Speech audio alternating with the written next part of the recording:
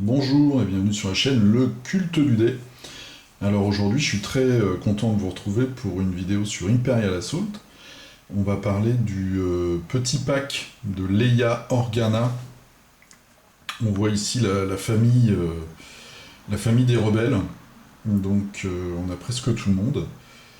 Ils viennent encore de sortir une extension. Moi je vais faire une petite pause parce que les extensions sortent tellement vite. C'est un classique chez FFG.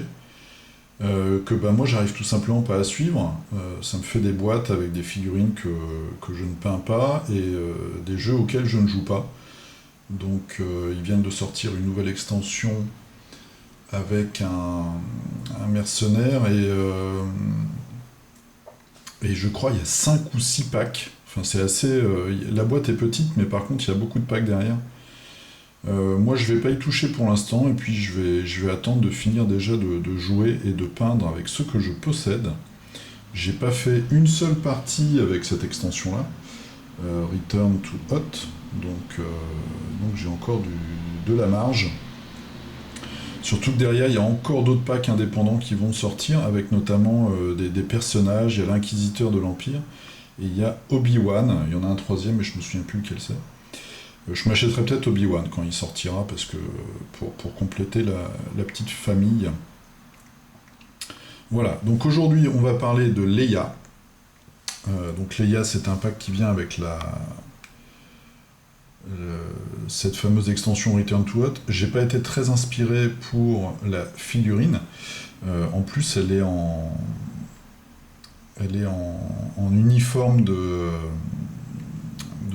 j'allais dire de glace, enfin de protection pour les temps froids. Donc normalement c'est du blanc. Elle a un pistolet qui est énorme, donc je l'ai juste fait en noir et j'ai verni.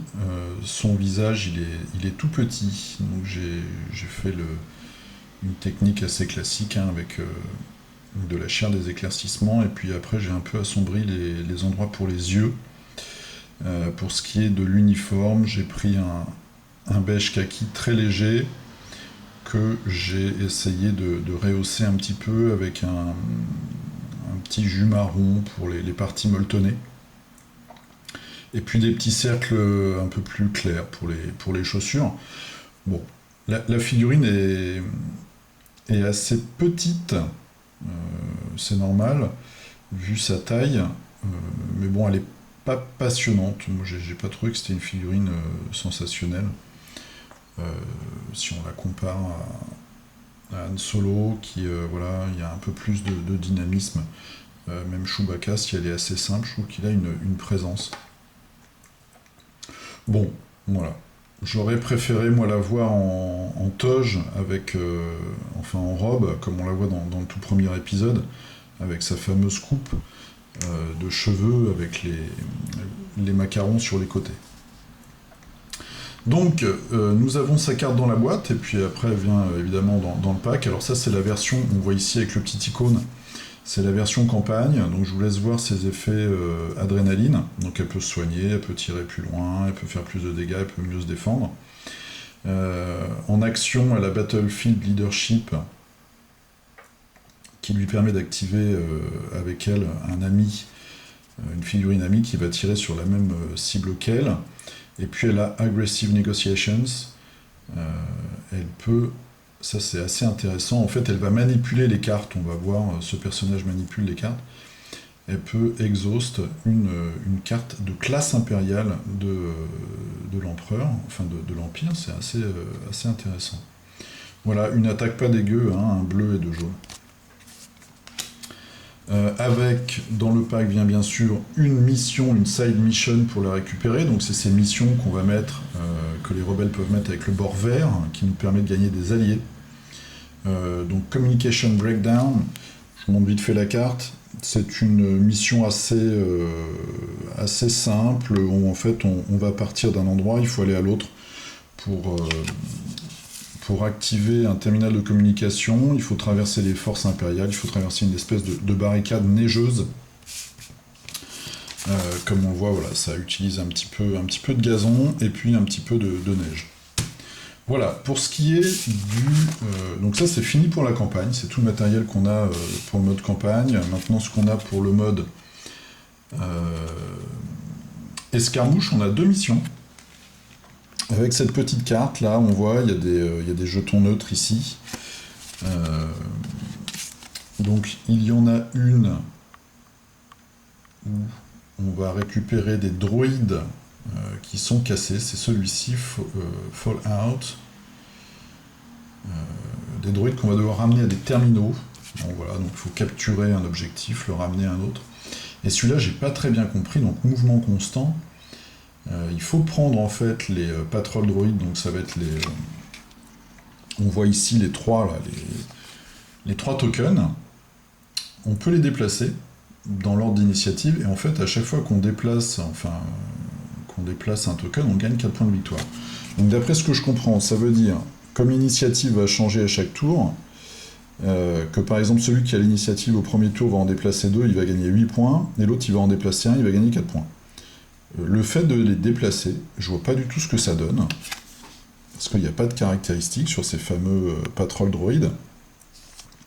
Moi, ce que je vois, ce que je comprends, alors dites-moi hein, si vous avez ce pack et si vous avez compris autre chose, c'est simplement que ça accélère la partie, puisque à chaque tour, on va avoir une équipe qui va gagner 8 points de victoire et l'autre 4. C'est tout ce que je vois, ou alors il y a quelque chose qui m'échappe complètement, je ne sais pas. Donc si vous avez ce pack et si vous avez compris autre chose, ben, n'hésitez pas dans les commentaires à m'en faire part, parce que ça m'intéresse d'être sûr de ne pas faire une erreur, ce dont je suis assez coutumier. Alors, maintenant sa carte, pour ce qui est de l'escarmouche, c'est les mêmes surges, c'est la même action Battlefield Leadership, la seule différence c'est Military Efficiency, cette fois-ci, c'est on choisit une command card de sa pile de défausse et on la remet dans son command deck. Donc, vous voyez, toujours même idée de manipulation de cartes. C'est pas mal, c'est assez intéressant, il y a toujours de la variété, ils cherchent, hein, comme ils sortent tellement de choses, il faut bien trouver des nouveaux trucs à chaque fois. Et on a un skirmish upgrade, qui va nous coûter 1, donc c'est que pour les leaders, et là si on n'attaque pas pendant son activation, on peut choisir un des 2 effets, donc soit on bouge de 2, ce qui me paraît pas très intéressant à la limite. On bouge de 2 et on se défend, on a un plus comme ça, une défense en plus. Bon, c'est si on est acculé, je pense, ou dans une embuscade, ou entouré d'ennemis. Ou alors on gagne un point de victoire. Toujours ça de prix. Ensuite, on a 3 command cards. Je trouve pas ce pack forcément très excitant, hein, je vous préviens, on est déjà à 8 minutes. Je suis un peu déçu, mais bon, c'est Leia, donc moi je voulais l'ajouter à ma collection. On a 3 cartes, donc la première, elle coûte 0, doit être utilisée par les force users, donc les utilisateurs de la force. Je peux le sentir. Donc soit on peut relancer un dé de défense ou un dé d'attaque, ou alors on a une action qui nous fait gagner un point de victoire. Ce qui, peu ou prou, est à peu près la même chose que ça en fait. Bon. Ensuite, comme c'est une espionne, c'est une leader espionne, nous avons Behind Enemy Lines, donc pour les espions.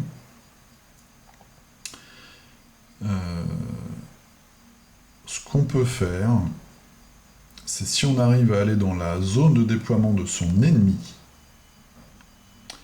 on peut regarder les 3 cartes qui sont en haut de son command deck et les remettre dans le command. Donc déjà on est informé de ce que c'est, et on peut les remettre dans n'importe quel ordre. Bon, ça coûte 1. Il faut aller dans la zone de déploiement ennemi, ça peut rendre service. Je trouve ça un petit peu anecdotique. C'est un coup de vis, hein. Je suis sûr que ça peut être hyper intéressant dans quelques situations. Mais bon, pour 1 point, on a d'autres cartes qui peuvent être, d'après moi, plus utiles, et puis surtout plus pratiques, dans le sens que là, il faut un espion, il faut l'envoyer dans la zone adverse, etc. Ça me paraît très très situationnel. Et enfin, la carte signature de Leia, Where is Another, donc il y en a un autre. On l'utilise au début d'un round. Et jusqu'à la fin du round, on gagne le trait, donc Force User, et on applique 1 d'adrénaline à ses résultats d'attaque. Donc ça peut être intéressant si on a dans son pack de commandes des cartes dédiées aux utilisateurs de la force, celles où on peut repousser, celles où on peut se protéger, etc. Voilà. Je suis un petit peu mitigé sur ce personnage. Parce que je le trouve très situationnel en fait comme perso. Faut vraiment avoir envie d'utiliser. Ou alors il faut peut-être avoir pour ce qui est de l'escarmouche, il faut avoir des utilisateurs de la force en fait, je pense, et dédier un petit peu une partie de au moins une partie de son deck command card aux utilisateurs de la force, pour être sûr d'avoir les bonnes cartes au bon moment. Ça, je ne l'ai pas joué, donc c'est mon ressenti comme ça à la lecture des cartes. Voilà, donc vous voyez, c'était une vidéo très rapide sur ce petit ajout à la gamme. Donc cette figurine, moi j'ai vu, hein, vous regardez sur le net, il y en a qui se débrouillent bien mieux que moi pour la peindre. Et puis, donc il me reste encore 2 autres packs. J'ai le grand mercenaire là qui est énorme, la figurine est beaucoup plus grosse que les autres. Et puis les soldats de la base Echo. Donc je vais m'atteler à la peinture et je vous présenterai ça dans les semaines qui viennent. Voilà, je vous souhaite une très bonne journée, puis je vous dis à la prochaine. Jouez bien, peignez bien, à plus, salut!